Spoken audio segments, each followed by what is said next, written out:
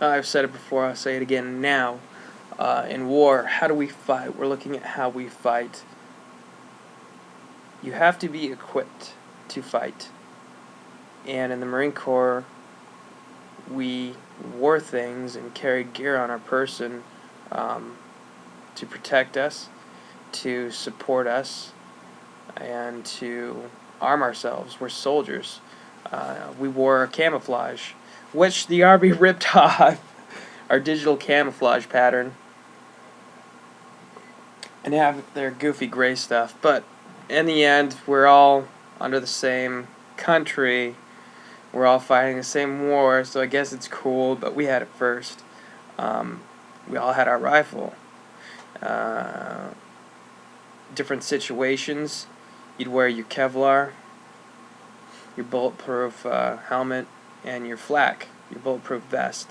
So how are we to equip ourselves according to what the Word says? How do we fight? Equipping ourselves, being equipped. So for answers to that, we're going to go back to Ephesians 6, and we're going to cover verses 10 through 18.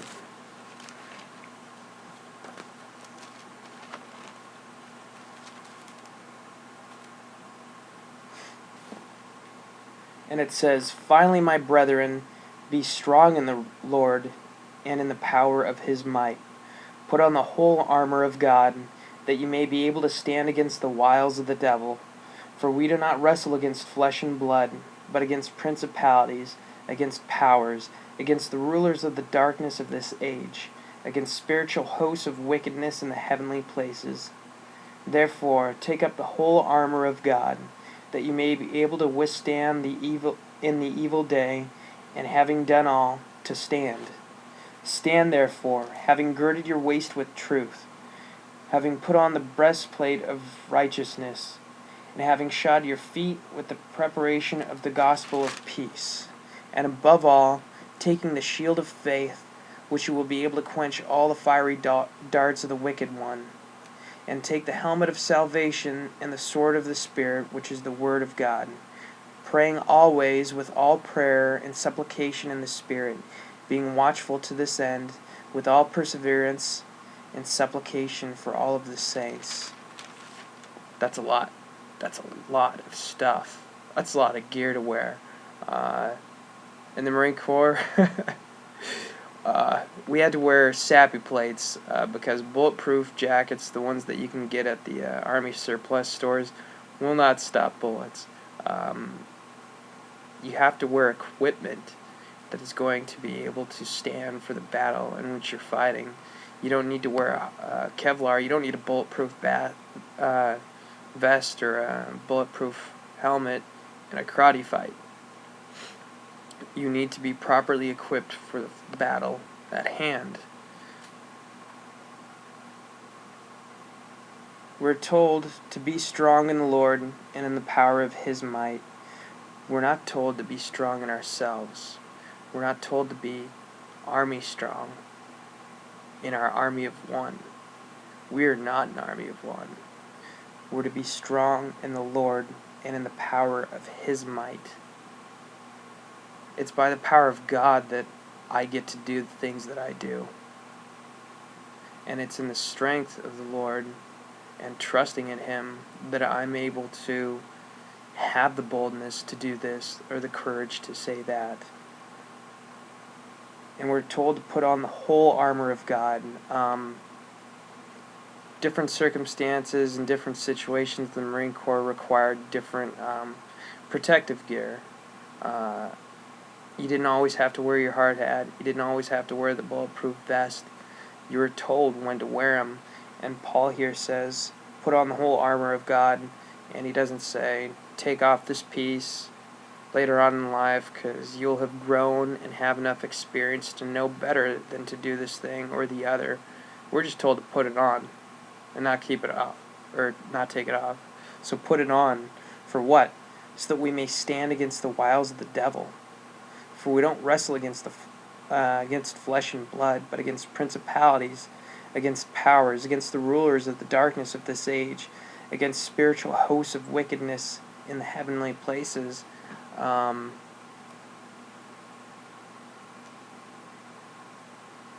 As I consider whether or not to share this, I had an experience once where I was in a bus with a bunch of other people, and we were on a trip, and one of the guys was extremely drunk, and there was a commotion at the front of the bus. I was sitting at the rear of the bus, and there was a commotion at the front of it, and I didn't know what was going on, and I went up there. There was a little bit of a scuffle, and there was a fellow who was talking in a voice that wasn't his, and he was saying things that we couldn't understand, and it was a different language, and it wasn't Spanish, and it wasn't German, and it wasn't anything that I'd ever heard of before. It wasn't anything that any of us could understand. The only thing that we could make out is when he pointed at people, his eyes just crazed, and he'd point at them and tell them he was going to kill them.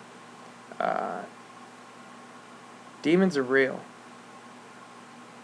and there's demonic presence in the world, and demons influence things, and we read about it. Demons being exorcised from people in the New Testament. It happens. So the powers of this world, what Paul's talking about, it's not just they're greedy men who want to make money, so they make new cool high-tech gadgets to get our money and to distract us from God with PlayStation 3s and iPhones. It's not just that, but spiritually as well. We're under attack. That's all I'm going to say on that. That's not something that I want to go into for this sermon. Therefore, take up the whole armor of God, that you may be able to withstand in the evil day, and having done all, to stand. So what he's saying is, put it on and be protected, so basically when the battle's done, you're still alive. You're not dead.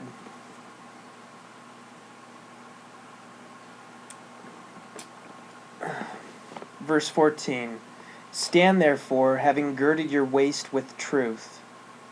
Now, what do we wear on our waists? In the Marine Corps, we wore belts. Now, what does a belt do? Why, it holds up your trousers, of course. The trousers, you civilians call them all pants, but girls wear pants. Trousers are the male version of pants, is what we were told. You wear a belt so your pants don't fall off, because they have like 3 sizes in the Marine Corps, and they're basically one size fits all. And if we imagine our belt as truth, if we're not in truth, if we're lying, we could consider that taking off our belt. Now, why do we wear pants? To cover up our nudity. Now, would any of you like to have naked pictures of you on the internet, your pants falling down? No, you'd be ashamed. It'd be shameful and embarrassing. And to be caught in lies, I have before, and it's just, it humbles you. It humbles you real bad. But it renders you completely ineffective in battle to have your pants around your ankles. You're not going to be able to run for cover. You're not going to be able to run back into the truck and be safe. You're not going to be able to move to a better position to attack the enemy. You have been rendered very much useless and ineffective. So, gird yourself with truth. Stay in truth. Don't lie. Don't be deceitful. For a lot of years, I was taught lies and deceit by the example of my dad, and I took that without knowing it, and I had it locked in my heart, and I have seriously wrecked I've seriously wrecked lives through it and been put to shame and lost credibility and all this and that. Truth is very important.